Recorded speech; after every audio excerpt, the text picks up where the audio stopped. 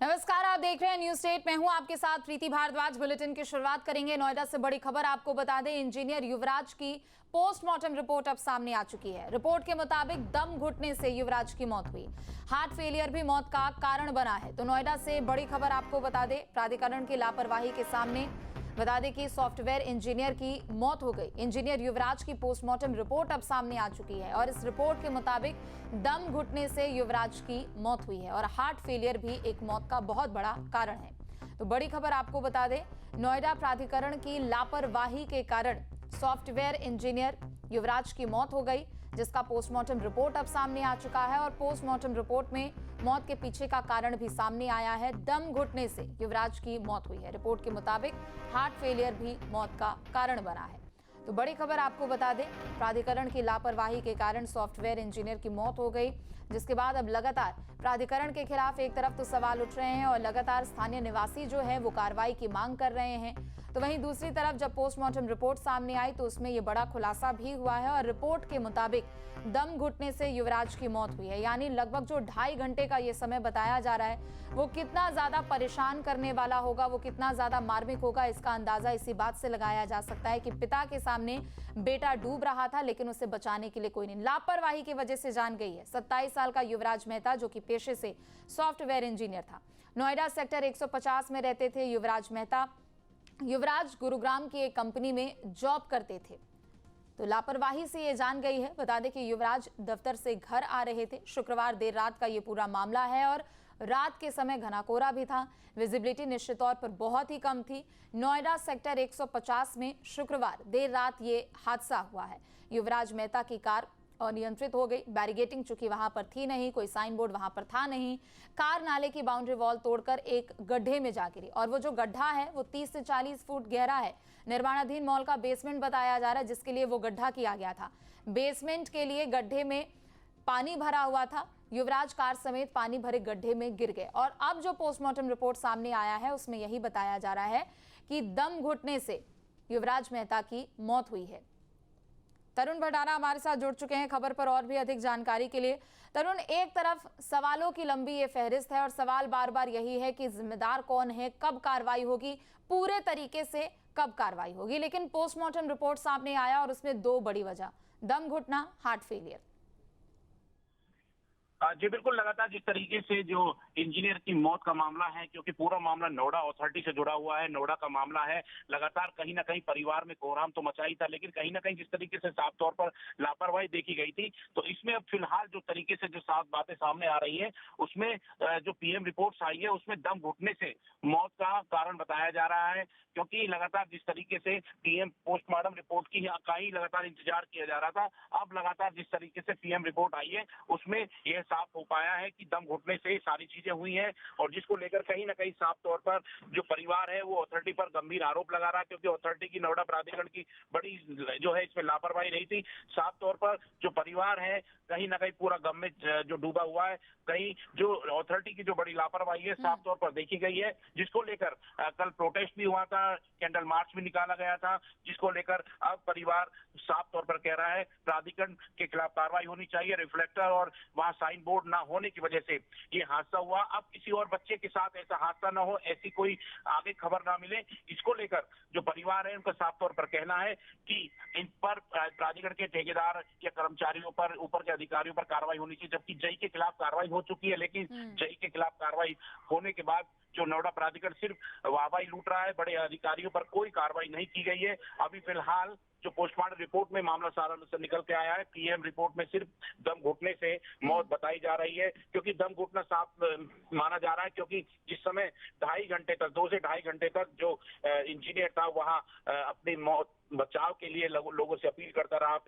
पिता भी लगातार लोगों से अपील करते रहे थे। तो साफ तौर पर अब इसी तरीके से जो चीजें सामने निकल कर आ रही है, हार्ट अटैक्स और जो दम घुटने से मौत का पुष्टिकरण हुआ है, क्योंकि पीएम रिपोर्ट में साफ स्पष्ट हुआ है। जी बिल्कुल, और ये बहुत बड़ी एक लापरवाही तो है। और देखिए, सिर्फ वो 2-2.5 घंटे का अगर जिक्र करते हैं तो वो कितना मार्मिक दृश्य रहा होगा कि एक पिता के सामने बेटे की जान जा रही है, दमकल के लोग वहां पर खड़े हैं, कुछ अधिकारी भी उनको बुलाने की बात कही गई थी, लेकिन कोई वहां मौके पर पहुंचा नहीं था। पुलिस की भी टीम थी, लेकिन सब हाथ पे हाथ धर के खड़े वहां पर तमाशा देखते रहे।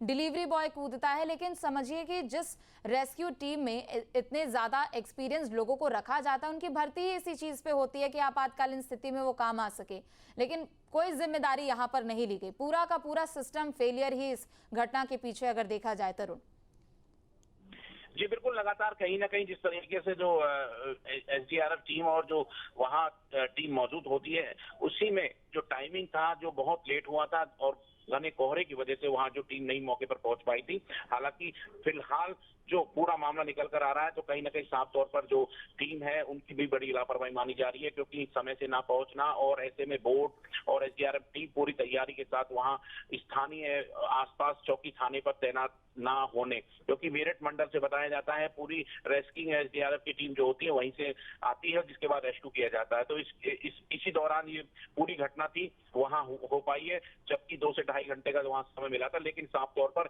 ऐसे में आने वाले समय में, क्योंकि वीआईपी सिटी है शहर, जो नोएडा शहर जो है हाईटेक सिटी माना जाता है, यहाँ भी एक जो पूरे तरीके से एसडीआरएफ की टीम की भी तैनाती होनी चाहिए और तत्काल, ताकि नजदीक पहुंच सके और तत्काल मदद कर सके। हालांकि इसमें कहीं ना कहीं अब साफ तौर पर जेई के खिलाफ कार्रवाई हुई है प्राधिकरण के, लेकिन बड़े अफसर प्राधिकरण के अधिकारियों ने सिर्फ अपना पल्ला झाड़ने के लिए एक जेई के खिलाफ कार्रवाई कर दी, लेकिन अभी फिलहाल और कोई कार्रवाई साफ होती नजर नहीं आ रही है। जी बिल्कुल, और देखिए कार्रवाई के नाम पर जेई को सस्पेंड तो कर दिया गया, कुछ एक आध लोगों को नोटिस जारी कर दिया गया है, लेकिन सवाल यही है ना कि इसके पीछे के और जितने बड़े अधिकारी हैं, क्या उन पर कार्रवाई करने से कोई कतरा रहा है? क्या उन पर कार्रवाई ना हो इस वजह से इक्का दुक्का लोगों को नोटिस थमा दिया गया और सारा एक तरीके से दोष उन्हीं के ऊपर बढ़ने का काम किया गया है?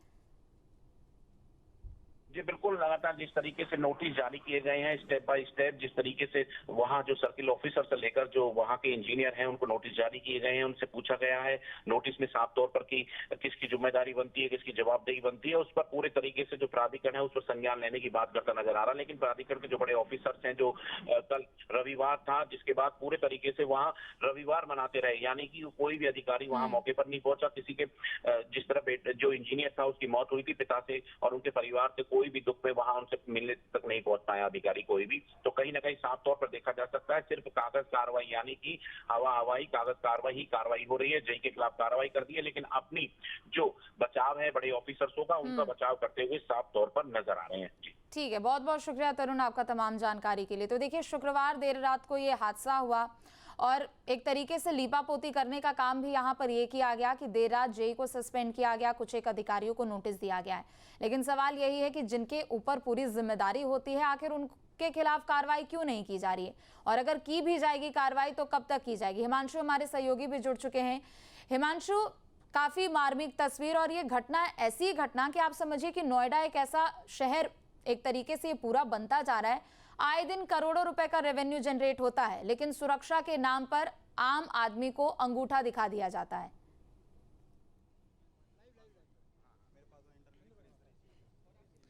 बिल्कुल, देखिए इसमें कोई दो राय नहीं है। जिस तरह से नोएडा प्राधिकरण कहने के लिए सबसे बड़ा प्राधिकरण है रेवेन्यू के नाम पर, लेकिन सुविधाओं के नाम पर जब तस्वीरें सामने आती हैं तो पोल खुल जाती हैं। इस वक्त जो शख्स हमारे साथ मौजूद हैं, दरअसल ये वही शख्स हैं जो बचाव के लिए खुद इस तालाब के अंदर कूदे थे जब युवराज जो था, जब बचाव की लगातार गुहार लगा रहा था, और उस दौरान जब पुलिस वाले महज मुखदर्शी बने यहाँ पर खड़े थे यहाँ पर, और तमाम जितनी फोर्सेस थी यहाँ पर खड़ी थी, चाहे एनडीआरएफ की टीम हो, 8th बटालियन गाजियाबाद से बुलाई गई हो, लेकिन किसी ने भी ये जहमत नहीं उठाई कि वो कूद कर कोशिश कर सकें कि युवराज जो सॉफ्टवेयर इंजीनियर थे उन्हें बचा सके। लेकिन इन्होंने खुद रस्सी बांधकर कोशिश की और अनुमति मांगने के बाद ही कूदे, और उसके बाद कोशिश की, लेकिन कोशिश नाकाम रही। इनसे सीधा बात करते हैं, क्या नजारा था उस दिन का, कितनी भीड़ थी? आपसे चाहेंगे एक बार उस तस्वीर को सबके सामने रखें।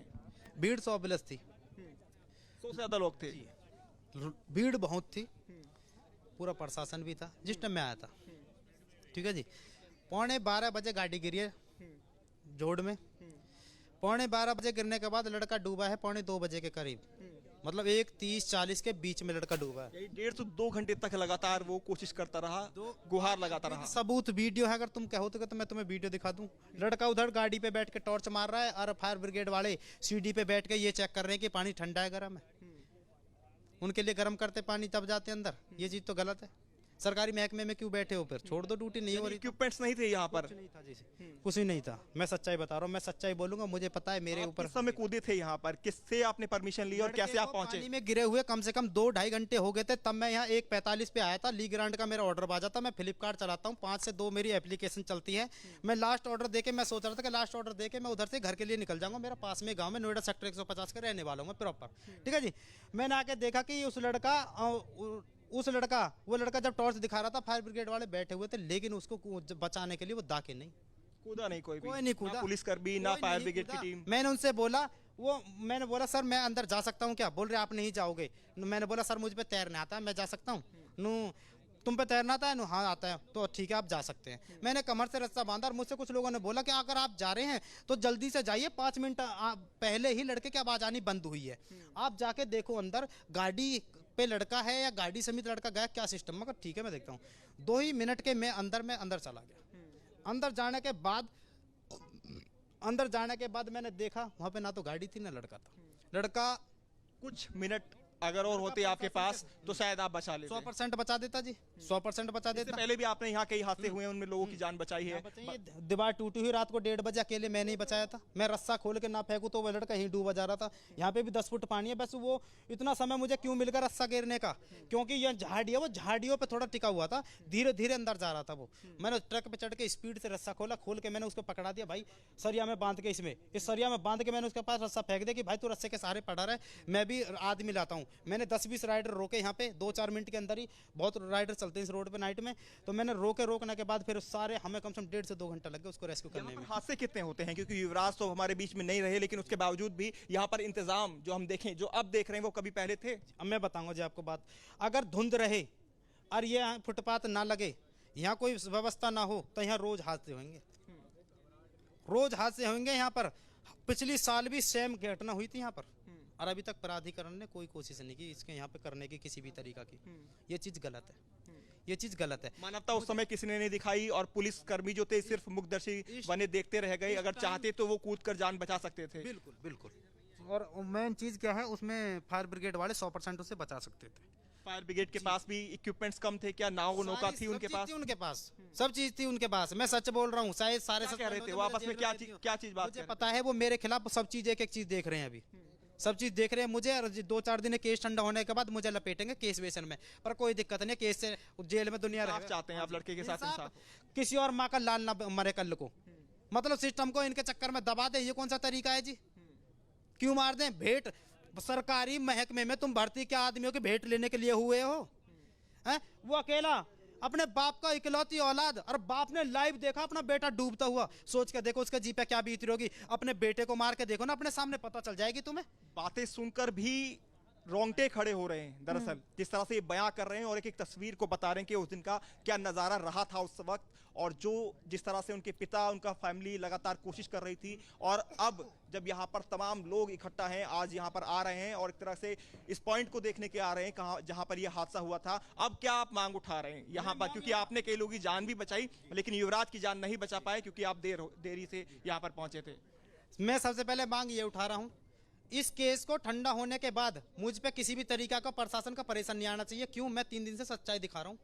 अगर सच्चाई दिखाने पे अगर इंसान जेल में दिया जाए ना, नहीं आप निश्चिंत रहिए, सब आपके साथ रहेंगे। एक और मैं सवाल आपसे लूंगा मनेंद्र, कि ये जो पानी इकट्ठा होता है इस तालाब के अंदर, ये कहाँ से आ रहा है पानी? बताता हूँ इसका जी। जितनी भी सेक्टर 150 की सोसाइटी है उनका वेस्ट वाटर यहाँ के कलेक्ट होता है। अथॉरिटी के पास कोई साधन नहीं है इस पानी को कहीं भी भेजने का। कभी ड्रेनेज नहीं किया गया, कभी इसको निकालने की कोशिश नहीं की गई पानी को यहाँ से, जो पानी बढ़ चुका है यहाँ पर? नहीं, सरकार सोई हुई है, कौन करेगा? अब आम इंसान तो अपने कामों में बिजी है, लेकिन जो पर्सनली इस चीज के लिए तैयार किए गए, भर्ती हुए हैं, जो सैलरी ले रहे हैं, उन वही नहीं सोच रहे। अब आदमी मर गया तो बैरिकेड खड़े कर दिया, आदमी नहीं मरा, वो ट्रक वाला ड्राइवर मैंने बचा लिया तब बैरिकेड नहीं लगाई, कल लड़का मर गया तो तुरंत बैरिकेड लगा दिए, मतलब मरने का वेट कर रहे थे। कितना सिस्टम बेकार हो चुका है। बिल्कुल सिस्टम बेकार हो चुका है। सिस्टम पर सवालिया निशान मनेंद्र यहाँ पर खड़े कर रहे हैं, जो कि लाइव चश्मदीद रहे हैं, जो खुद अपनी जान को जोखिम में डालकर कूदे थे इस तालाब के अंदर, जिसकी जो गहराई है लगभग 30 फीट तक बताई गई है। और अब तस्वीरें भी मैं दिखा देता हूं आपको, देख सकते हैं। और सबसे बड़ा सवाल ये भी हो रहा है, जो यहाँ की लोकल सोसाइटी के लोगों ने खड़ा किया है, जो आस पड़ोस की जितनी भी फ्लैट्स आप देख रहे हैं, सोसाइटी देख रहे हैं, उन सब का जो पानी है, जो वेस्ट पानी है, वो इसी नाले से जगह जगह से टूटने की वजह से अंदर जाता है और इकट्ठा हो जाता है और काफी लंबा ये एरिया है। पैन करके चाहूंगा विजय एक बार आपको तस्वीरें दिखा दें। पूरा तालाब नुमा जो बेसमेंट है बन चुका है और यहीं पर हमेशा हादसे होते आए हैं। 31 दिसंबर को भी यहाँ पर जो ट्रक था वो यहाँ पर एक्सीडेंट हो गया था उस ट्रक का भी, उसमें भी यही मनेंद्र थे जिन्होंने ड्राइवर को कूद कर बचाया था। यहाँ आगे की गहराई 10 फीट इन्होंने बताई और पूरा आगे अगर बीच की हम बात करें जहां पर गाड़ी पहुंची थी तो वहां पर 30 फीट की गहराई है और अब तक भी जो गाड़ी है उसको निकाला नहीं गया है। तो ये अपने आप में बड़ा सवाल है कि जो इक्विपमेंट्स होने चाहिए थे वो नहीं थे। दमकल विभाग के पास फायर ब्रिगेड की टीम यहाँ पर आई थी, एनडीआरएफ की टीम यहाँ पर पहुंची और 4 घंटे की मशक्कत के बाद जब युवराज की शव को कह सकते हैं निकाला गया और हॉस्पिटल ले जाया गया तो डॉक्टर ने फाइनली यही जवाब दिया कि अब वो यहाँ इस दुनिया में बिल्कुल। नहीं रहा और है। शुक्रवार देर रात ये जो हादसा हुआ हिमांशु, वहां पे सिर्फ युवराज की मौत नहीं हुई बल्कि पूरा का पूरा वो सिस्टम ही मर गया।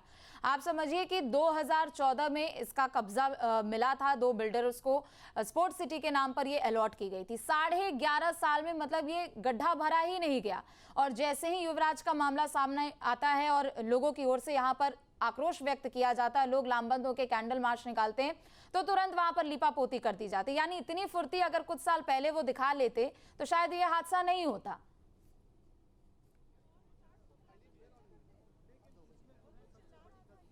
और बिल्कुल इसमें कोई दो राय नहीं है। अगर युवराज के साथ ये हादसा नहीं होता, मीडिया इस मुद्दे को नहीं उठाती, अथॉरिटी से सवाल निशान नहीं खड़े किए होते तो ये जो सिस्टम है पहले की तरह सोता रहता और अगले हादसे का इंतजार करता। ये हादसा जब सामने आया और रूह कपा देने वाला ये हादसा था क्योंकि एक पिता के सामने एक जवान बेटे की 27 साल के बेटे की मौत होना, जो कि सॉफ्टवेयर इंजीनियर था, ड्यूटी करके वापस अपने घर पहुंच रहा था, पिता से लगातार बातचीत कर रहा था और पिता से जब बातचीत हुई, जो पिता ने अपने बयान दर्ज कराए, उन्होंने साफ कहा कि बेटे को फोन करके पूछा कि कब तक आ जाओगे, तो उसने कहा कि मैं रास्ते में हूँ, जल्द ही घर पहुंचने वाला हूँ। लेकिन शायद ही उस पिता को ये नहीं पता होगा कि दूसरा कॉल ये रहेगा कि मेरे साथ हादसा हो गया है, मैं यहाँ पर फंसा हुआ हूँ, मुझे आकर बचा लो।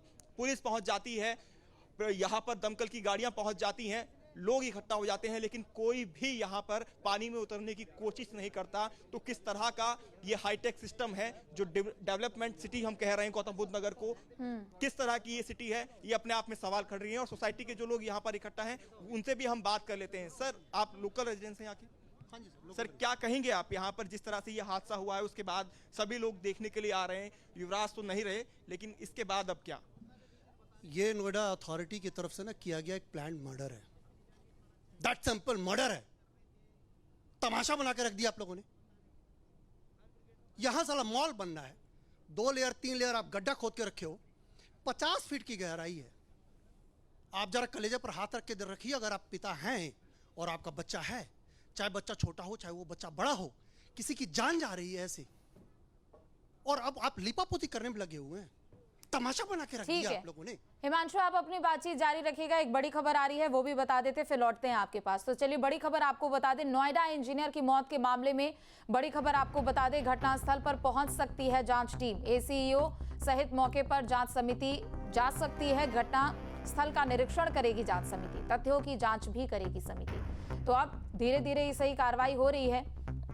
तो नोएडा इंजीनियर की मौत के मामले में घटनास्थल पर पहुंच सकती है जांच टीम, एसीईओ सहित मौके पर जांच समिति जा सकती है और पूरे घटनास्थल का निरीक्षण करने का काम टीम की ओर से किया जाएगा और जो भी तथ्य अभी तक सामने निकलकर आए हैं उन सभी की भी जांच यहां पर की जाएगी।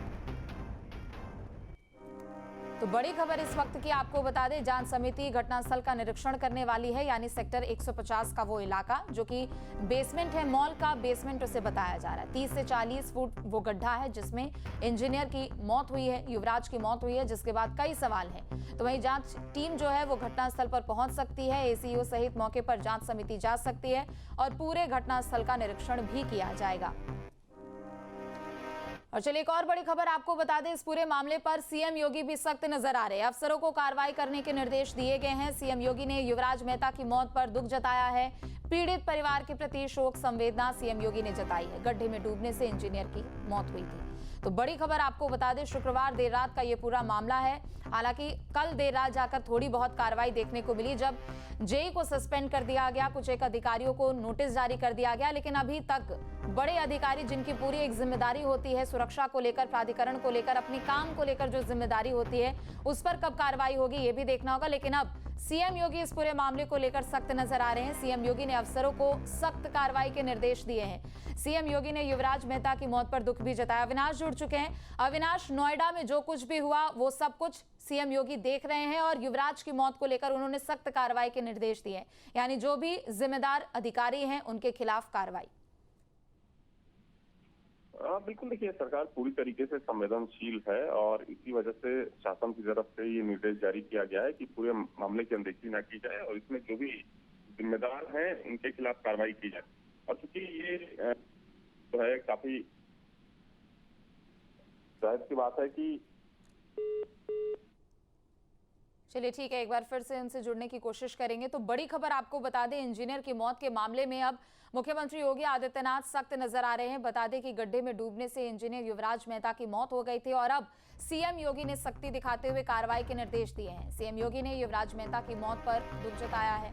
परिजनों के प्रति, परिवार के प्रति शोक संवेदना व्यक्त उन्होंने की है, लेकिन दूसरी तरफ बता दें कि सख्त कार्रवाई के निर्देश दिए गए हैं, यानी जो भी जिम्मेदार अधिकारी हैं इस पूरे हादसे के पीछे, युवराज की मौत चुकी उस गड्ढे में डूबने से हुई है, जो कि सालों से वहां पर वो गड्ढा इसी तरीके से बना हुआ है, लेकिन सुरक्षा के मानक यहां पर नहीं अपनाए गए और सुरक्षा का ध्यान यहां पर नहीं रखा गया और एक बहुत बड़ी लापरवाही प्राधिकरण की ओर से, और उसी लापरवाही का ये नतीजा है कि सॉफ्टवेयर इंजीनियर युवराज मेहता अब इस दुनिया में नहीं है। तो इस पूरे मामले को मुख्यमंत्री योगी आदित्यनाथ भी गंभीरता से लेते हुए नजर आ रहे हैं और सीएम योगी ने मामले पर सख्त आदेश जारी किए हैं। सीएम योगी ने अफसरों को कार्रवाई करने के निर्देश दिए हैं। युवराज मेहता के मौत पर उन्होंने दुख जताया। पीड़ित परिवार के प्रति अपनी शोक संवेदनाएं उन्होंने व्यक्त की है, लेकिन गंभीरता से इस पूरे मामले को देखते हुए सीएम योगी ने कड़ी कार्रवाई के निर्देश दिए हैं, यानी जो भी जिम्मेदार अधिकारी है, जो सस्पेंड हुए हैं वो तो है ही, जिन अधिकारियों को नोटिस जारी किया गया है उनके अलावा जो पूरी जिम्मेदारी होती है लोगों के सुरक्षा को लेकर, जो कुछ भी काम यहाँ प्राधिकरण की ओर से किया जाना चाहिए उसकी जो पूरी जिम्मेदारी जिन भी अधिकारियों के पास होती है उन सभी की जवाबदेही तय की जाए और सख्त से सख्त कार्रवाई उन सभी के खिलाफ की जाए। तो मुख्यमंत्री योगी आदित्यनाथ ने अफसरों को कार्रवाई के निर्देश दिए हैं। सीएम योगी इस पूरे मामले पर गंभीरता से बने हुए हैं। आपके मोबाइल पर तुरंत आएगी ब्रेकिंग न्यूज। स्क्रीन पर सबसे पहले दिखेगी बड़ी खबर। देश दुनिया की हर खबर एक जगह। अब आपके मोबाइल पर तुरंत फटाफट इंस्टॉल कीजिए न्यूज नेशन ऐप और रखिए खुद को अपडेट।